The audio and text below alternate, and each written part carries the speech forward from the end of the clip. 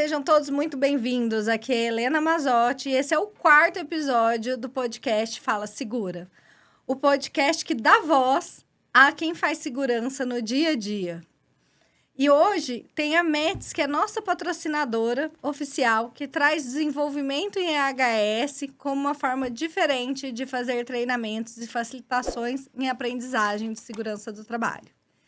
E hoje, para completar aqui o quarteto fantástico, a gente vai ter como entrevistada a Gisele Calef por Adriana Ziember. Seja muito bem-vinda, muito bom ter esse momento para te conhecer um pouco mais.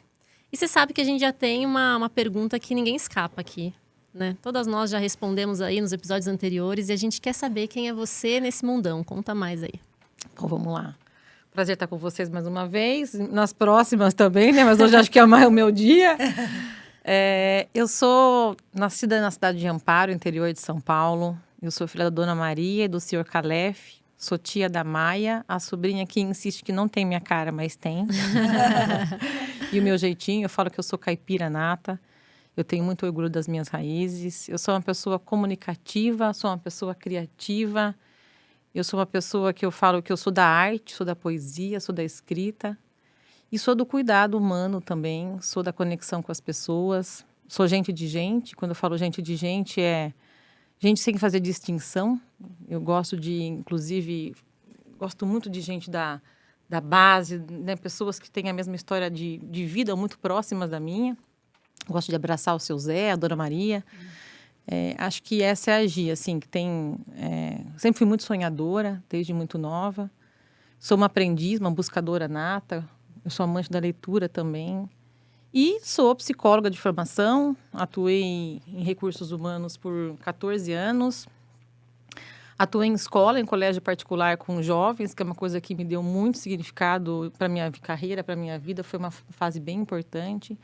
Atuei em consultório também como psicóloga clínica e hoje estou na aventura de empreender. Que legal. Acho que isso é um pouco sobre mim. Diversas atuações em diferentes campos, Gi. Se a gente chamasse aqui para a roda dessa conversa, mandasse sentar aqui na mesa, convidasse alguém que estudou com você lá no ensino fundamental, será que eles diriam que você ia acabar fazendo o que você faz hoje? Ou o que eles iam pensar que você estaria fazendo hoje? Nossa, essa é uma pergunta interessante. Eu lembro quando eu era criança, minha mãe me levou numa psicóloga da cidade, eu acho que era do posto de saúde, e eu desenhei um prédio enorme. E a psicóloga disse para minha mãe, a sua filha tem sonhos muito altos, ela é ambiciosa. Eu sempre fui muito criativa na escola e eu acho que meus colegas de ensino médio, onde a gente está começando a buscar caminhos de carreira, eu acho que eles diriam, as minhas amigas daquela época, que eu ia para artes cênicas. Eu sempre fui... O meu professor de história dizia que eu era uma boa briguenta, então que eu ia dar uma boa advogada. As pessoas também poderiam dizer que eu ia para o jornalismo. Inclusive, quando eu olho para a minha história, a psicologia não foi a minha primeira opção de carreira, ela era a terceira opção de carreira. A primeira era a arte, mas eu não tinha a possibilidade financeira e também isso era muito distante daquilo que o meu meio cultural enxergava como uma possibilidade. Os meus pais não tinham ido nem ao teatro, não conheciam esse tipo de universo. Era distante. E tinham bastante preconceito. Hoje eu falo isso com muita clareza, porque é sobre como a vida é.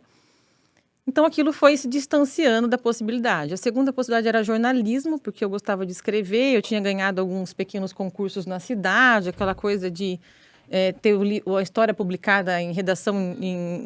Acho que os livros que a prefeitura fazia, né, no ensino fundamental, eu estudei em escola pública.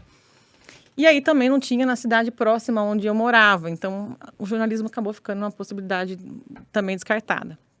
E aí, na cidade vizinha, tinha a psicologia. E eu sempre tive uma sede de trabalhar com gente, independente de qual fosse o caminho. Acho que é um pouco do que a gente fala em design. No final das contas, tudo é sobre gente. E aí, eu fui para a psicologia. E aí, minha vida começou profissional por aí. Você acha que você fez muito diferente daquilo que você idealizou ou sonhou no momento inicial, quando você estava aí com esses seus colegas e amigos aí, nesse momento de refletir, né, o que você vai fazer da carreira, essas 3 opções? Você fez muita coisa diferente? Eu acho que eu estou fazendo todo dia diferente. Eu acho que quando eu era bem jovem, eu tinha uma coisa, uma sede e uma força de trabalho muito grande e uma visão que eu precisava crescer e vencer.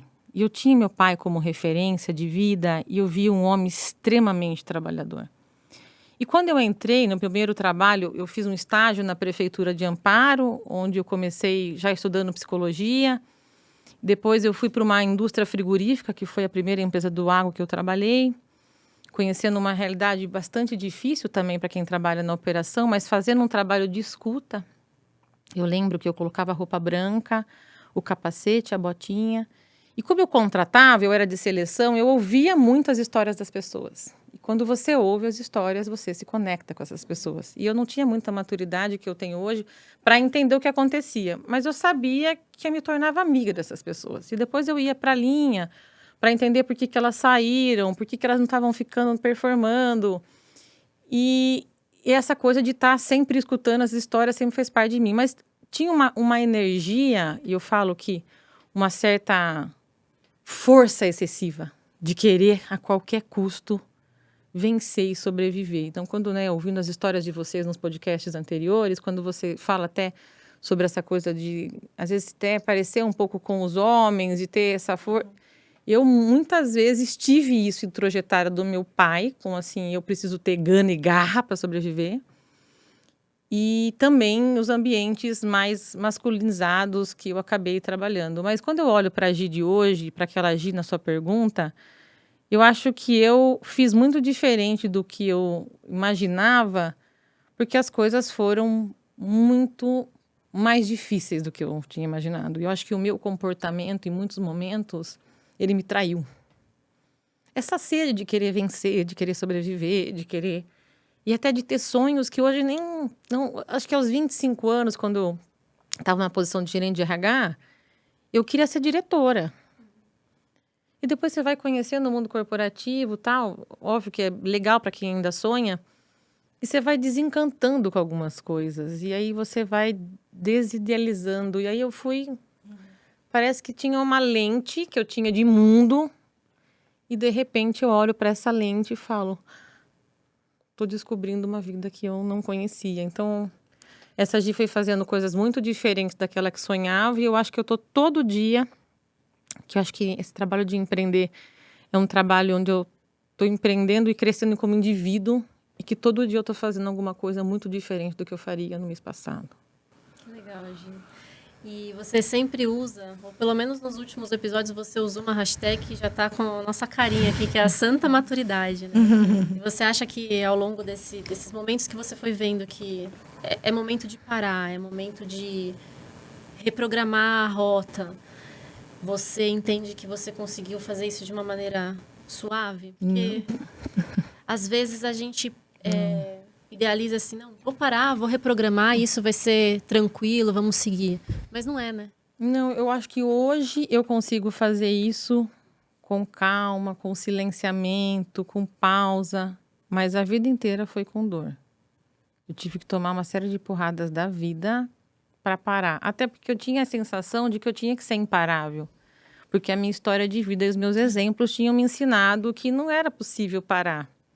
Então, quando eu tomava uma paulada da vida através de um erro de entendimento, de comportamento, eu entendia o quê? Eu tenho que brigar mais com a vida, porque assim não funcionou. Então, assim, eu vou vencer de qualquer jeito. E aí acabava saindo um tiro um pouco pela culatra torta. Eu acho que ao longo da nossa vida, eu não sei o quanto vocês tiveram o ensinamento de parar e respirar e pensar. Difícil, Não tivemos. Não se fala. Não tivemos. A gente não fala. Eu acho tanto que se eu tivesse eu não penso em ter filhos, mas se eu tivesse um filho hoje, eu acho que a questão dos soft skills, de terapia, de inteligência emocional, seria uma das grandes prioridades que eu ensinaria. Né? O que eu tento passar para minha sobrinha, dei um livro para ela, Emocionário. Ah, eu dei para minha sobrinha também. Que eu também me Fantástico. comprei um para mim mesma. Sim. Mas eu acho que essa falta de respiro, de terapia, de pausa, de acolhimento, me fez com que muitas vezes eu me debatesse na vida.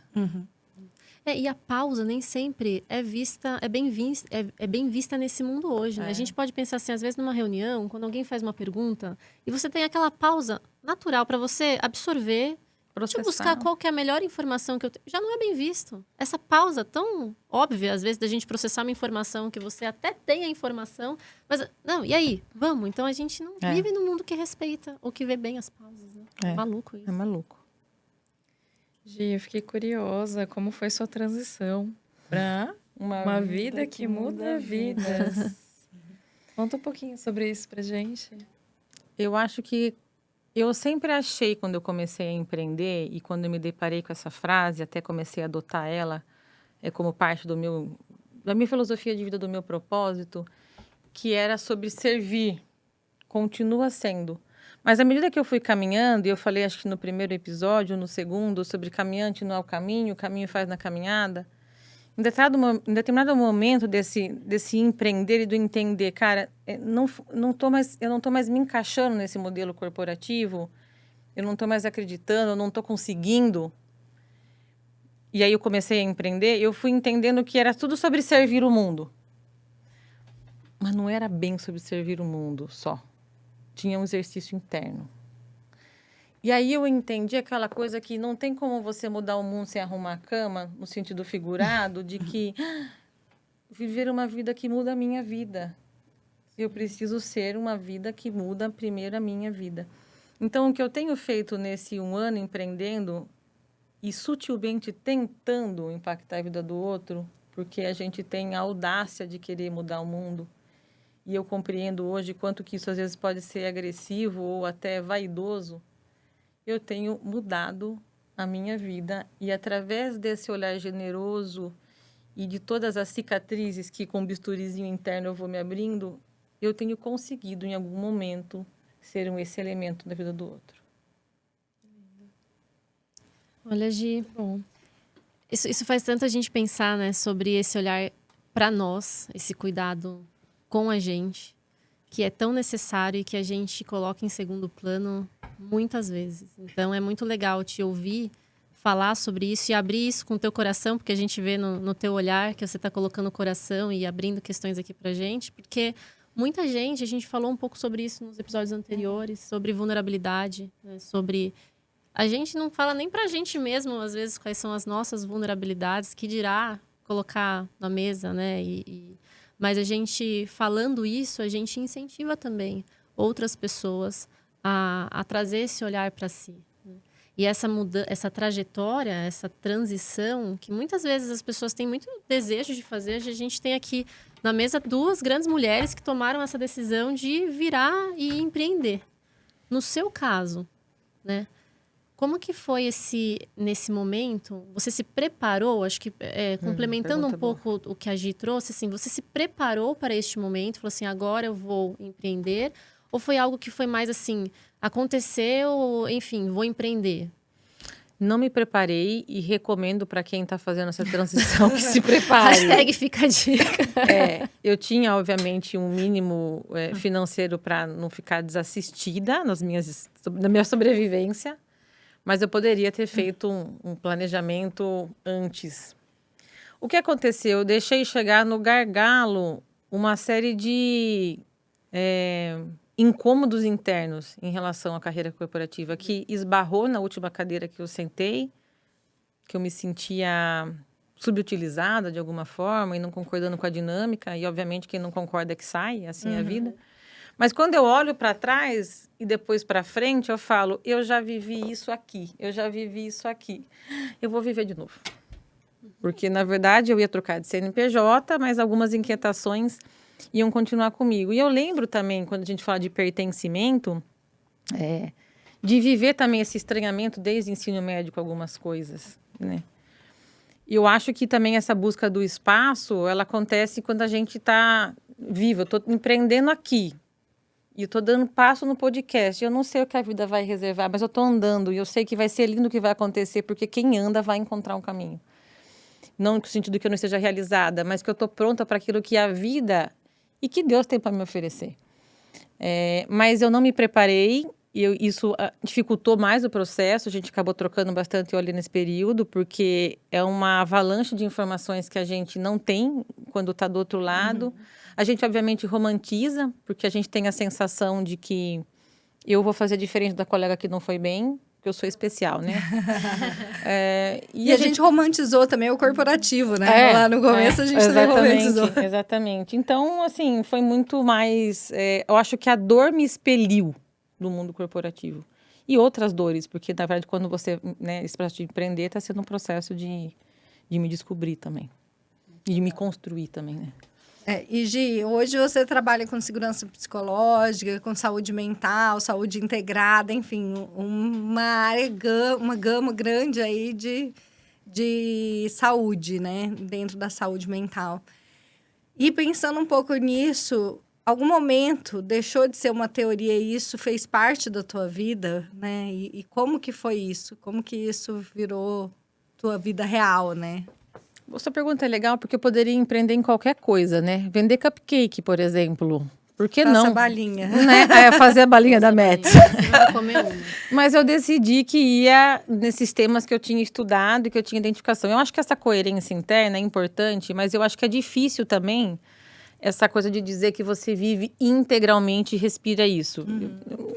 Eu estou vivendo e aprendendo o que eu faço na minha vida. Então, são temas que reverberam em mim e não significa que eu estou pronta. Como diz o Cortella, pronto é acabado, né? É morto. Então, mas eram temas que me afinizavam. Quando eu começo a ter contato com a segurança psicológica, quando eu faço a formação no Einstein em saúde mental e eu vejo o módulo, depois vou fazer a certificação internacional, vou estudando os livros da Emo, Timothy Clark, todas as coisas que vêm de segurança psicológica, eu vou entendendo uma coisa muito interessante. O que aconteceu comigo em muitos momentos da minha carreira, de dor, por falta de segurança psicológica, o que eu deixei de promover com as pessoas para que elas tivessem um melhor desempenho comigo, no meu time, e o que esses ambientes e essas relações todas impactaram na vida da pessoa, porque tem o resultado, mas quando eu falo de ver uma vida que muda vidas, eu falo assim, o que eu nesses ambientes, em alguns momentos, deixei de experimentar e deixei de proporcionar para as pessoas e que agora, com essa visão, eu posso proporcionar diferente.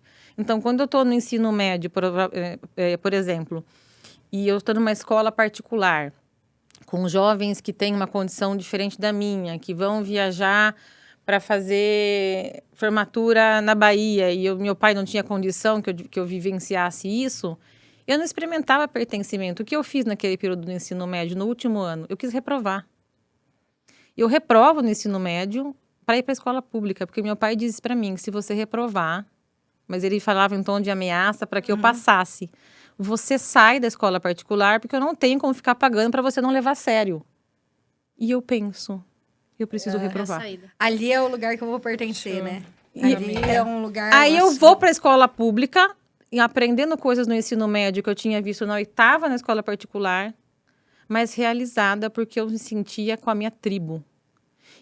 E aí, óbvio que eu tenho essa cabeça agora, quando eu vou olhando para todas as minhas experiências e eu faço um exercício contínuo de escrutinar, olhar para dentro, eu falo, aqui aconteceu isso. Aqui eu fiz isso para o outro. Aqui. Então, eu começo a me conectar em servir essas vidas a partir dessa revisão interna. E aí eu falo, estou mudando isso na minha vida. Não estou fazendo terapia. Aí eu vou para o Einstein fazer saúde, como eu faço hoje, que é coach de saúde e medicina do estilo de vida. Também aplicando em mim tudo que eu estou vendo lá. E aí eu falo, cara, eu acho que eu começo a ficar pronta para servir nisso, porque eu estou me experimentando nesse laboratório, entendeu? E acredito nesse caminho. Você é o seu laboratório de tudo que você estuda, basicamente é isso. É isso. Quando eu vou ensinar uma técnica num workshop, por exemplo, de manejo de estresse, nos momentos que eu estou em situação de difícil, eu vou lá e falo, aquela aula que eu falei lá para aquela empresa, né? Aquilo que eu tô falando. Aquilo que eu tô falando. E quando eu tô vendo que eu tô desalinhada, eu paro e falo, opa, peraí, se eu tô só vendendo isso aqui, eu tô com um problema. Então, pera.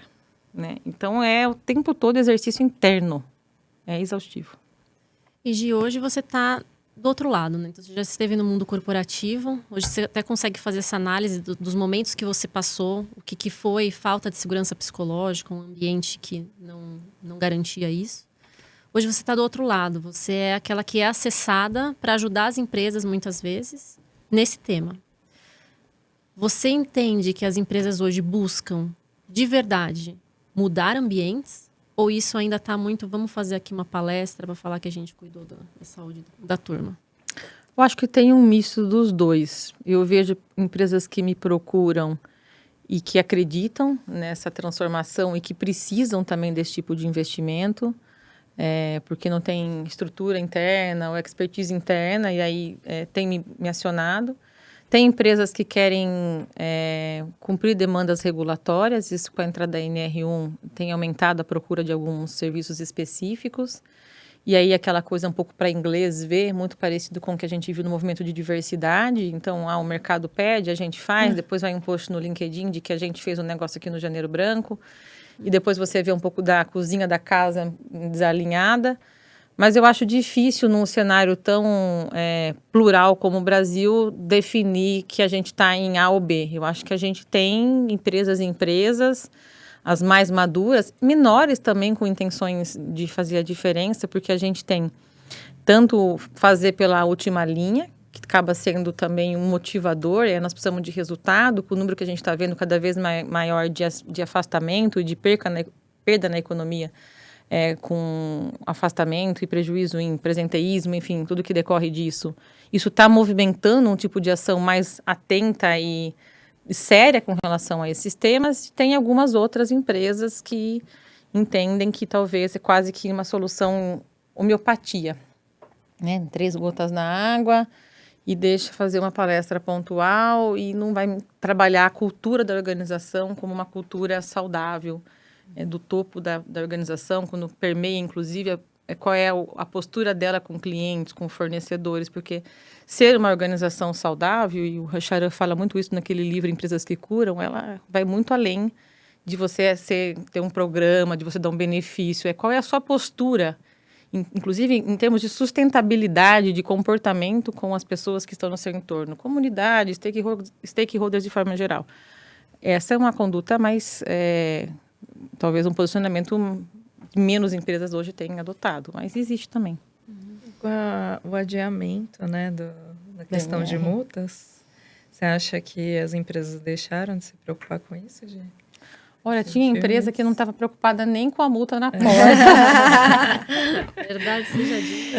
Mas eu acho que, assim, tem uma série de preocupações e a gente, como microempresária, empresária tem uma palavra forte, empreendedora, a gente entende um pouco a dor do grande com tudo que talvez recaia na organização de compromisso, né? Então, a gente está falando aqui para quem está trabalhando nas grandes organizações como seletista, mas, né, alguns empresários podem nos assistir também e tem a dor dos dois lados. Fato é, nós temos que ter organizações que permitam que as pessoas tenham experiências saudáveis. Isso vai dar mais resultado e porque a gente tem que ter consciência da pessoa que a gente está devolvendo para o mercado quando ela sai da nossa empresa. Porque sai um colaborador e pode sair também um consumidor. Você pode não consumir mais aquela marca. Então, tem uma série de impactos que a nossa a participação nessa empresa, que a responsabilidade dessa empresa pode ter nos indivíduos, mas tem empresas que já estão fazendo um trabalho sério, independente, acho que a empresa de vocês, de normativa. Até antes, né? Até antes, porque entende o compromisso. Fazer alguma coisa, né? Exato. Gi, e o que a Gicalef marca faz e pode fazer para ajudar as empresas que querem, de fato, fazer a diferença aí na saúde mental dos colaboradores? Olha, formar. O trabalho de consultoria, tem o trabalho de workshop, de palestra. O trabalho de consultoria é o mais sólido porque a gente consegue mapear, a gente consegue estruturar um programa de médio e longo prazo. Tem programas de letramento, primeiros socorros emocionais, jornada de saúde e bem-estar. Então, tem uma série de soluções, vamos dizer, das mais pontuais até as um pouco mais sistêmicas para acudir e dar conta dessa dor aí. Legal. E agora, pensando um pouquinho no pessoal que está vendo a gente, que, né, é o pessoal que vai contratar a Gicalef, que a gente já fez um merchan básico aqui. Agora, de dicas que você tem para quem não consegue contratar o técnico de segurança que está lá na ponta, para que ele possa tomar algumas ações para ir melhorando esse cenário, esse ambiente de trabalho, o que ele poderia fazer? O técnico de segurança, sua pergunta? Ou para toda a liderança, para todo mundo? Não, estou pensando mais no técnico de segurança que está ali na ponta para conseguir dar um suporte, assim.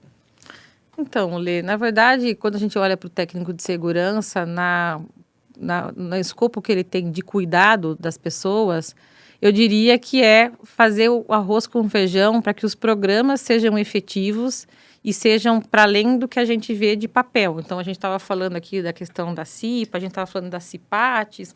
Muitas dessas agendas, elas são agendas de protocolo, pro forma. Então, se a gente tiver um trabalho atento, porque entra na NR, inclusive, que nesses momentos de workshop, roda de conversa em relação aos temas de assédio, em relação aos temas de letramento em saúde mental, sempre a gente vai ter uma figura da CIPA envolvida nesse processo. Então, o quanto que ele está consciente de todos esses impactos, quanto que ele está letrado e preparado para esse acolhimento, para esse endereçamento, quanto que esses programas eles são vivos na organização e não pro forma. Então, acho que tem um trabalho de ele estar consciente do papel dele e começar a agarrar as agendas de cuidado para além das agendas regulatórias. Acho que eu vejo muito esse papel. E é muito natural os técnicos de segurança, por estarem mais na área, no dia a dia, naquela troca do dia a dia, né? Que aí acaba conhecendo o nome da mãe, sabe que tem filho, sabe que tem cachorro. Sabe? E aí essa aproximação não foi nenhuma nem duas vezes. E todas nós acho que já vimos isso, que o técnico traz pra gente. Olha, tem uma situação ali que tal pessoa precisa de ajuda. Então, eles acabam sendo um primeiro contato de entender que alguma coisa não está bem, né, Gi? Também uma porta de entrada.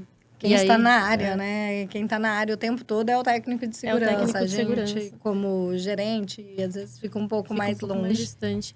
E aí, eu nem sei, Gi, te pergunto mesmo. Você mencionou algo na tua fala anterior de primeiros socorros emocionais. Eu acho isso bem legal. Entendo pouquíssimo. Então, vou te explorar um pouco nesse momento. Porque a gente está falando justamente dessa pessoa que, às vezes, vai receber, né, o técnico de segurança que está lá. Ou a gente que não necessariamente está ali relacionado a uma liderança que seja, que se depara, né, com uma situação, ou que está atento o suficiente para capturar sinais. Quando você fala de primeiros socorros emocionais, porque fala primeiros socorros na segurança, a gente já imagina tudo na cabeça. Agora, primeiros socorros emocionais não é algo que vem tão facilmente. O que é? Na verdade, assim, a gente poderia falar até de um protocolo curto, que é primeiro reconhecer mudanças de comportamento das pessoas e mudanças em relação também à entrega. A de comportamento você tem uma pessoa que é super comunicativa no time. Essa pessoa começa a falar menos. Você tem uma pessoa que se envolve nos projetos e daqui a pouco ela para de participar desses projetos que ela participava. Então, a gente, em primeiro lugar, a gente falou em alguns podcasts que a gente repara pouco nas pessoas. Por isso que quando a gente tem um time muito grande, a possibilidade de reconhecer sinais de adoecimento é baixa, porque você não tem sequer conexão e entendimento de como o outro funciona. Então, a primeira coisa é se conectar com as pessoas, entenderem como elas funcionam e ter interesse por elas. E, a partir de então, a observação desse comportamento. Que aí vem também com o comportamento relacionado à entrega. O quanto que essa pessoa está trazendo atestado, qual é o absenteísmo dela, ou a queda de produtividade, ou até o presenteísmo, que é uma pessoa que entregava um monte, né? Isso que é mais difícil identificar, e de repente você vê que ela tem uma queda na produtividade. A outra coisa ela pode estar cabisbaixa, ela pode estar com o corpo mais curvado, ela pode, eu falei do silenciamento, mas tem uma série de sinais nessa formação que você começa a reconhecer que o outro está em processo de adoecimento ou pedindo socorro de alguma forma. A outra coisa é essa escuta, a escuta do acolhimento, né? Então, a partir do momento que você começa a perceber que esse outro está dando esses sinais em resultado, em comportamento, chamar para uma conversa. E aí, o preparo dessa conversa, dessa escuta, ser uma escuta menos investigativa, de falar o que você tem, e também uma escuta menos no sentido de você dar respostas para o outro. Porque quando você pega alguém em angústia, você fala, não, mas vai passar. Ou então você faz assim, e não, olha, já passei. Deixa eu contar um caso da minha mãe. Aí você começa a querer trazer a sua angústia, na tentativa de querer resolver essa ansiedade do outro. Então, tem um trabalho aí de escuta atenta do outro. E a partir do momento que você escuta, você vai conseguir, obviamente, o nosso papel enquanto liderança, digo nosso porque o meu já é mais da área de cuidado.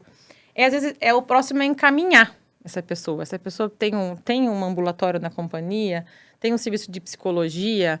Quem é que vai dar conta, dependendo do que essa pessoa traz? Uma ideação suicida, uma crise de pânico. Você tem que buscar pessoas próximas dessa pessoa. Quem também, para você não dar um tiro no pé. Então, tem algumas etapas aí que é reconhecer, ouvir e encaminhar, que vamos dizer que é protocolar nos casos de de casos de primeiros socorros emocionais, questões de crise. E isso vale para crises, a gente fala de desastres naturais, essa coisa de reconhecer, de ouvir. E esse ouvir é ouvir mesmo, de deixar, olha, eu estou aqui nesse momento com você, sabe, sem dar... exatamente, para te escutar. E quando você percebe a sua impotência também, dizer, olha, eu não sou a melhor pessoa para te acolher, para cuidar disso, mas eu vou te encaminhar, mas eu também estou aqui se você quiser voltar a falar comigo, eu estou pronto para te escutar. E aí pensar, enquanto gestor, em estratégias. Eu tenho que fazer eu consigo flexibilizar? Essa pessoa consegue fazer, por exemplo, home office 2 vezes na semana? Eu consigo tirar uma atividade dela temporária e passar para um outro colaborador, porque essa pessoa está em uma situação de crise? O que eu, como gestor, posso facilitar, inclusive num trabalho de time, para que essa participação seja mais soft para quem está em adoecimento? Eu vejo a gente como todo o meu tempo de líder, como isso seria importante se eu tivesse esse letramento, assim, né? Sim. Já tive alguns na história aí, algumas pessoas no time que eu precisei fazer esse encaminhamento. Mas será que foi da melhor maneira? Será que o cuidado que eu tive? Então, sempre reflito um pouco nisso.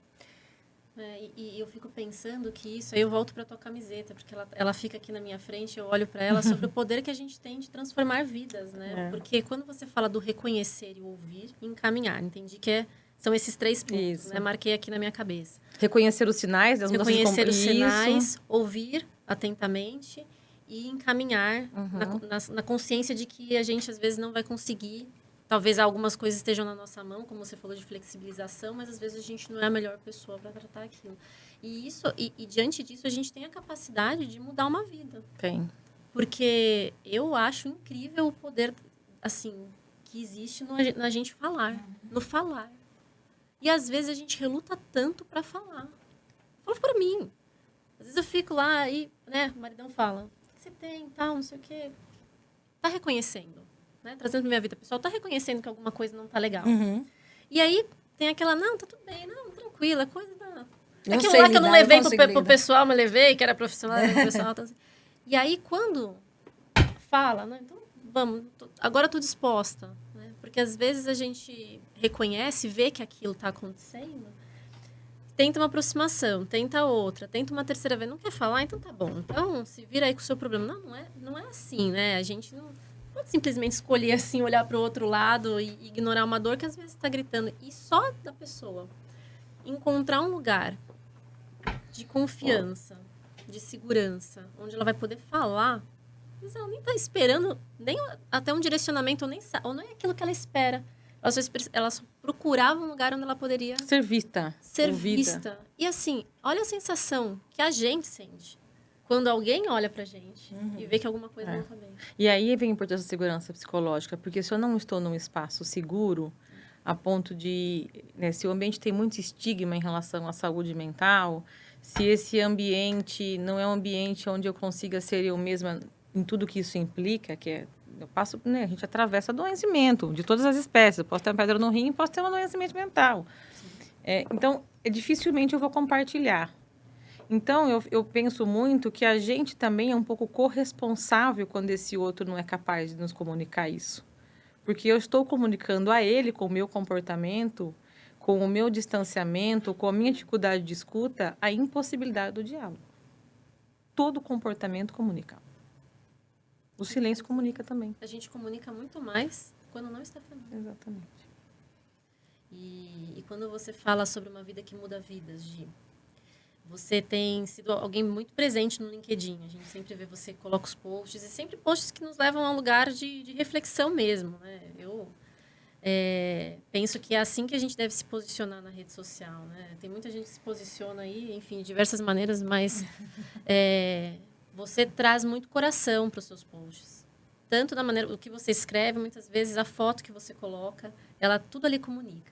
Né? E você colocou em um dos seus últimos posts, você fez uma menção, e eu vou até pegar aqui para não correr o risco de ler errado. Você falou assim, quero sentar na varanda aos 99 anos e sentir que valeu a pena. Está aí, né? Vivendo dia a dia, na santa maturidade que vai te acompanhando aí. Você... Quando chegar lá aos seus 99, nos seus tantos anos, e sentar nessa varanda, Você tem que ter plantado para colher isso. O que você está plantando para colher essa varanda cheia de boas memórias? É uma pergunta boa, porque eu vi meu avô falecer aos 99 e nos últimos anos tudo que ele fazia, e esse post até acabou viralizando, era olhar para dentro, provavelmente, ele verbalizava e trocava algumas coisas e entender o que ele tinha feito. Então, eu acho que todo dia, e aí que eu falo dessa coisa de ser exaustiva no meu olhar interno, o que eu estou fazendo? E aí, gente, tem muito menos a ver com sucesso. Tem muito menos a ver até com essa coisa de, é super interessante o legado. O que eu posso construir como empreendedora na empresa dela, na sua? Eu quero vender... Cara, tem nada disso.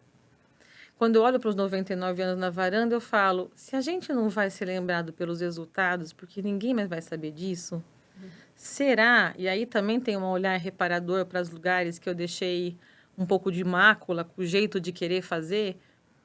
Será que as pessoas que tiveram a oportunidade de partilhar a vida comigo vão ter uma boa lembrança? E aquela coisa, o princípio médico, primeiro é não causar dano. Então, todo dia, quando eu acabo um trabalho, até naquele que eu não vou bem, eu digo, esse foi o melhor que eu consegui dar. Mas, olha, eu não causei dano. Isso foi bom. Então, como é que eu não causo dano nas minhas relações pessoais? Como é que eu tento semear um mundo melhor? E volto para... Gente, quando eu falo semear um mundo melhor, não é salvar a África, embora acho que seria uma missão interessante. É assim, cara, o que eu faço hoje com meus vizinhos? Como é que eu interajo na fila da padaria? Né? Como é que... É olhar, sentar na varanda e olhar assim, será que eu consegui viver uma vida pacífica no mundo violento? Será que eu consegui semear uma coisa que gerasse valor para esse espírito que está aí? Eu acho que, cara, quando eu olho para isso, eu penso, será que eu estou mais perto ou longe de Deus quando eu chegar aos 99 anos? Uma boa reflexão. É uma reflexão que deveria ser diária, né, Gi? E é diária. É diária. É diária. Eu acho que resume aí de novo, né? Foi uma vida que mudou vidas. Exatamente. Então, é muito legal. Gente. Fui esse instrumento? Você colocou isso como um propósito e, de fato, você tem se perguntado se você está chegando lá, né? É isso. E você falou do legado. Não é exatamente sobre legado, mas é interessante a gente deixar um legado também. Sim. E pensando nesse legado, o que você quer que os Gicalef, a marca Gicalef, o que você desenvolve aí, não só a pessoa, mas profissionalmente falando, deixe de legado? Olha, eu tenho uma lucidez sobre o tamanho da minha desimportância. Eu tenho certeza que quando eu falecer, eu provavelmente, se não tiver filhos, né? Minha sobrinha, assim, eu acho que as pessoas próximas, porque a gente pensa muito no agora. Então, quando eu tiver 50, 60 anos, 10 anos para trás, quem trabalhou comigo, ou quem foi no workshop meu, ou quem talvez lê um livro que eu ainda pretendo escrever, talvez olhe para aquilo e fale, nossa, o livro dela, a palestra dela. Mas isso é perene. É poeira. Então, quando eu penso em legado, é quem estiver me dando o último copo de água, ou quem estiver partilhando a existência comigo, poderá dizer como eu construí esse legado. Porque se eu escrever um livro, se eu fizer um trabalho de sucesso, se eu for uma boa palestrante, eu estiver deixando um rastro nas vidas para chegar lá, esse legado não vai valer a pena, entende? Então, eu acho que, assim, eu tenho uma visão muito pé no chão de legado. O legado não sobrevive ao tempo, assim. Eu não sei quando a gente fala de Divaldo Franco, estou falando aqui de pessoas de grande expressividade, de um Oscar Niemeyer, né, que construiu tudo que construiu, mas nessa minha, como é que falo, desimportância, eu acho que vai ser o que as pessoas que estão partilhando a vida comigo vão dizer, olha, ela construiu isso daí tudo, mas, pessoa ruim de lidar, hein? Difícil. Daí é um fracasso grande. E aí entra outra coisa que você falou, sucesso, né? Porque sucesso... Cara, o que é sucesso pra Gi de 25 anos? Eu falava, eu quero ser diretora. Eu achava que eu ia dominar o mundo. Hoje eu falo, mas paz. né? Eu vou ganhar dinheiro pra ter tal coisa. Aí eu falo, hoje... Dominando pelo menos o meu mundo. Nossa, cara, isso é sucesso, viu? Que é difícil. E aí, como que você falaria? Não, sucesso hoje para a Gi de hoje, o que é sucesso para ela? Sei que é uma pergunta não muito fácil, né? Porque Deixa eu te falar, eu acho que sucesso é não atender as demandas do mundo e conseguir ter coerência interna no mundo que te pede coisas o tempo todo. Nossa, já é muito complexo. Eu acho que vale até repetir isso daí, porque o pessoal vai querer anotar. Não, é sério, porque... Sucesso é você estar consciente e coerente com o que você quer e sustentar o seu desejo no mundo que te vende desejo constantemente. E se manter fiel a isso. Se manter fiel a isso. E dizer, olha, eu não me desviei, o mundo não me venceu. Eu entendo que isso aqui. E ainda que seja sucesso, seja ter paz, saúde, um bom relacionamento, uma escola local para você fazer um trabalho bacana. E não se deixar desviar, porque o mundo vai te trazer uma série de provocações, de vendas. Né? Porque te cerca por todo lado. Se você conseguir, eu acho que isso, para mim, é sucesso. Olha, Gi, é um papo bem reflexivo hoje, né? Porque acho que a gente vai aqui conversando e pensando e refletindo. E você falou algo sobre não causar dano. Isso é uma premissa básica, realmente. Eu nunca tinha pensado dessa premissa que é médica. É o primeiro juramento do médico, não cause dano. E da gente trazer isso pra gente, né? E eu penso que muitas vezes a gente causa dano pela maneira como a gente se comporta, ou muitas vezes na comunicação, verbal, não verbal. Você comentou acho que em algum dos nossos episódios anteriores, você está fazendo um curso, ou fez, de comunicação não violenta. Como que vale a pena? Você acha que, assim, conhecendo agora, né, ali o tema, você acha que você tinha ou tem uma comunicação violenta, ou que pode ser aprimorado? Até porque, cara, a comunicação às vezes é difícil, né? Uma palavrinha que... Às vezes... Deixa eu falar, esse tema da comunicação violenta foi uma coisa que expandiu, porque eu sempre fui violenta na minha comunicação. E no meu como, muitas vezes. Porque, na verdade, a gente modela um comportamento e quando ele passa a funcionar, você passa a repetir. Uhum. E ele deu certo por um certo período. Pô, eu virei gerente, eu consegui algumas coisas, né? E aí, quando você entende que você, como vi na formação, vai dobrando necessidades internas e se violenta, porque quando você está violentando o mundo, você já se violentou. Né? A pessoa que é violenta com o mundo, ela já rompeu com as próprias necessidades. Então, o Marshall Rosenberg, que é aí o precursor dessa filosofia de forma de comunicação pacífica, que é uma coisa, comunicação conectada com o coração, ele bebe nas fontes, na raiz do Luther King, do Gandhi, de movimentos pacíficos. E diz que todo comportamento violento que a gente tem parte de uma necessidade humana não atendida. Quando eu me dou conta de tudo que eu não atendi e do jeito que eu fiz para atender algumas coisas, eu compreendo a raiz do meu comportamento.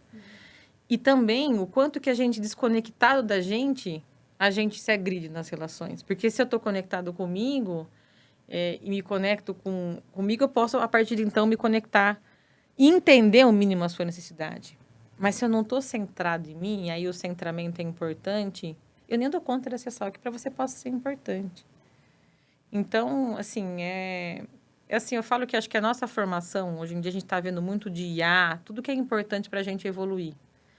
Mas eu diria que o caminho está na filosofia, na antropologia, na sociologia, na poesia, na arte e nesses movimentos de a gente ter uma recuperação quase civilizatória, porque a gente está adoecendo e adoecendo moralmente também, né? E esse exercício de entender mais sobre comunicação não violenta ali e ter esse olhar para você. Agora, eu fiz recentemente um curso de comunicação também, oratória, storytelling e tal. E um dos temas que havia sido abordado ali era vícios de linguagem. E eu reconheço que tenho vícios de linguagem. Mas sabe aquele? Reconheço, mas nunca fiz nada para mudar. Reconheço, mas escorrega as cascas de banana. Isso. E aí, um dos exercícios que a gente teve que fazer era... E ela fez isso na aula. Então, assim, peguem um dos últimos áudios que você enviou, seja profissional ou pessoal, escute e anote quantos vícios de linguagem você cometeu. Na aula do vício de linguagem. Lá vou eu, né? Ah, tranquilo, não vai ser muito, né? Quais são os vícios de linguagem? Né? Tá, Ela passou todos que poderiam ser. Eu falei, beleza, fui lá. Cara, eu não vou falar aqui. não vou falar quantos que eu cometi, mas foi muito. E eu não me dava conta. Porque para mim era o né. Eu uso bastante o né. Fui ver vários ruídos na minha comunicação. Eu falei, não é possível. Não é possível, tem que melhorar isso. Tem que melhorar isso. Então, desde lá para cá, eu tenho pelo menos feito um esforço, que eu digo que ele é grande, de parar, pelo menos para reparar em mim, porque às vezes é muito fácil reparar no outro, né? E aí, pelo menos, eu tento aplicar as técnicas que lá eu vi e tal. Não é fácil, mas estou tentando. Esse olhar para si, bom, diante do conhecimento que eu recebo, agora eu vou olhar para mim e vou tentar. Não é fácil. Se eu não é difícil para o vício de linguagem, imagina, né? Não é fácil, não. E até falando Não da tem comunicação. conhecimento fora disso. Cara, é sempre assim, é difícil. E a Gi falando sobre a teoria, né? Que primeiro a pessoa tem que reconhecer, juntando com essa questão da comunicação violenta. Então, se a pessoa nem se reconhece, ela vai reconhecer o outro. Então, é muito desafiador. Então, eu fiz um curso, né, voltado para isso, para a gente ser essa ponte, esse apoio para as pessoas. E eu ficava o tempo todo me perguntando, nossa, será que eu vou reconhecer bem a pessoa?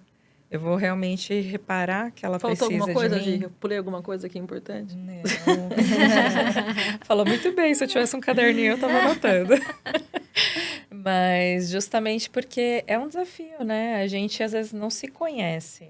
E a gente tem que parar para observar melhor as pessoas. Para mim, assim, a forma de falar, as outras etapas, né? A escuta e o encaminhamento é mais tranquila. Eu acho que o grande desafio está no reconhecimento. De fato, por pessoas que têm equipes grandes, fica um desafio ainda maior. Mas mesmo com equipes pequenas, você entender até que ponto que é só uma sobrecarga, que é uma situação pontual, ou se de fato virou algo maior e que a pessoa precisa realmente de um acompanhamento, de um direcionamento. E tem uma coisa também, né, Gi? A gente não, às vezes não quer reconhecer. Porque a partir do momento que eu reconheço isso na minha equipe, primeiro eu tenho que dar conta. Segundo, vem a situação de mais uma coisa. E eu vou dar conta dessa coisa, porque a gente, por mais que entenda que tem que encaminhar, tem a escuta, tem a adaptação da rotina de trabalho, tem a redistribuição de tarefas, isso demanda energia. Então, a gente fica meio assim, sabe? Não sei se consigo ver, se quero ver. E, assim como a gente tem que reescutar o áudio para dizer, não falo muito, né? Falo. É isso, né? Eu acho, essa é uma questão muito importante, porque realmente dá muito trabalho. E, às vezes, você, com equipes maiores, eu acho que é mais difícil. Eu, falando por mim, assim, diretos, o máximo que eu tive foi 16. E, quando eu tinha esses 16, eu esperneei para conseguir reduzir, conseguir chegar a 10. Porque é isso, se você não conhece direito, né, as pessoas, como que você vai reconhecer? E uma dificuldade que eu acho que eu tinha, e hoje eu não preciso tanto mais, é saber até que ponto aquilo é real, né? É validado ali. E não estou falando da pessoa tá bem ou não, porque a gente sabe que tem pessoas e pessoas. E algumas pessoas se valem de questões de saúde como muletas, exato. Então, assim, mas esse é um feeling que a gente tem, né? Tem como treinar isso? É uma pergunta boa, porque assim, olha, a gente vai rapidamente para o julgamento e tentar entender se é genuíno ou não o adoecimento do outro. Se o outro está simulando um adoecimento, ele te traz uma notícia. E se você é líder, ela é da sua conta. Sim. Então, a gente já está separando, assim, o que eu ouço e o que eu não ouço. Você ouve tudo. O que você vai fazer com isso vai depender de quanto que isso tem consistência nesse comportamento. E ainda que seja a muleta, que notícias me traz na minha liderança ou deste ambiente esta muleta que essa pessoa traz. Né? E aí vem todo o mapeamento que a gente está falando agora dos riscos psicossociais, com esse rastreio organizacional, com questionários validados, o HSI dá conta disso. Mas é importante de você fazer também alguns tipos de inventários de testes a nível pessoal, para você fazer uma matriz de cruzamento com aquilo que é risco ocupacional, que é qual é o estressor que está acontecendo naquela função, naquela ocupação, porque a NR1 dá conta das questões de organização do trabalho, gestão do trabalho e condição do trabalho. Mas tem um indivíduo que pode potencialmente adoecer mais ou menos que outros. E como é que a gente dá conta disso? Então, se essa pessoa está fragilizada naquele ambiente, e aquele ambiente talvez não seja tão potencializador para todo mundo, nós temos um indivíduo que tem que ser cuidado.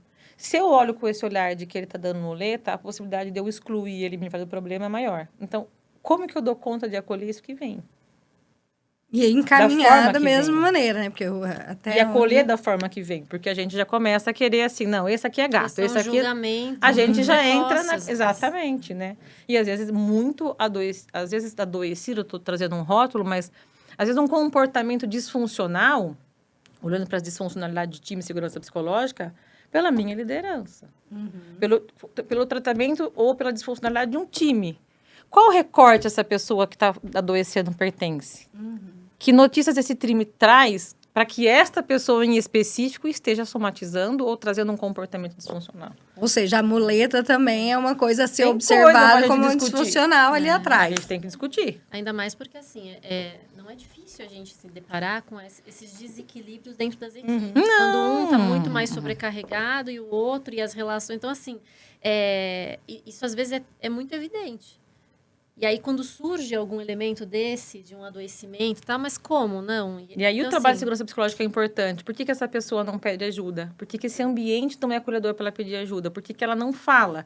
Por que dar um gato, por exemplo, como você trouxe, a gente sabe que acontece, é uma forma de externalizar uma necessidade não atendida. Esse comportamento comunica, de novo, tudo comunica. Ou pode ser uma segunda-feira pós-feriadão também, né? Aí quer comunicar outra coisa. E tem também, né? E tem. Brincadeira, não é fácil, gente. Vida de gestor não é fácil, não. Mas para a gente ir caminhando para o final da nossa conversa, Gi, queria que você, quem está assistindo a gente aqui, se pudesse sair daqui com algumas dicas práticas para a vida, assim. Para a vida é complexo. É para terminar em alto estilo. Essa mas foi boa. Sobre segurança psicológica. Agora fez um recorte. Vamos. Mas assim, que podia sair daqui para ir colocar em prática em relação à segurança psicológica, criar esses ambientes ou reconhecer esses elementos? Eu acho que pode ser sobre segurança psicológica, mas tem a ver com a vida, o que eu vou falar. Aí, ó. Tudo que a gente vai fazer em termos de viver uma vida que muda a vida, ou de criar um espaço seguro, ou de ter uma comunicação não violenta, passa pelo eu. Fora do autoconhecimento, e aí autoconhecimento eu falo de processo doloroso mesmo, fora de se escutar, de entender por que age como age, de se analisar. E aí tem a terapia, tem a mentoria, tem N caminhos, né? É difícil a gente florescer na vida, né? O Martin Seligman fala de florescimento quando o seu estágio de saúde te permite produzir, criar, ter boas relações. E aí você vai conseguir impactar o mundo. Então, para você ser um bom gestor, para você ser um bom par, para você ser um bom colega, para você tocar um trabalho como esse, você tem que se olhar, cara, o que eu falei, onde eu tenho oportunidade. Porque só com esse olhar você vai conseguir despir de ego, você vai conseguir dar espaço para o outro falar, você vai conseguir dizer, gente, nossa, na última reunião eu trouxe um número que estava equivocado. Você vai ter essa vulnerabilidade moderada dentro do que você está errando nessa equipe, para que ela fique disfuncional. Então, cara, eu acho que conselho para a vida é olhar para dentro. Autoconhecimento. Mais um episódio que falamos disso. É verdade, que culmina nisso, né? Mas, Gi, muito obrigada, Gi Calef. Obrigada. Foi maravilhosa a nossa conversa, que bom ter você com a gente hoje, em especial sendo a entrevistada. Então, obrigada, gente. Bom, viu? Obrigada. É isso. Obrigada, Gi. Obrigada, pessoal. Até a próxima, pessoal. Até mais. Tchau, tchau.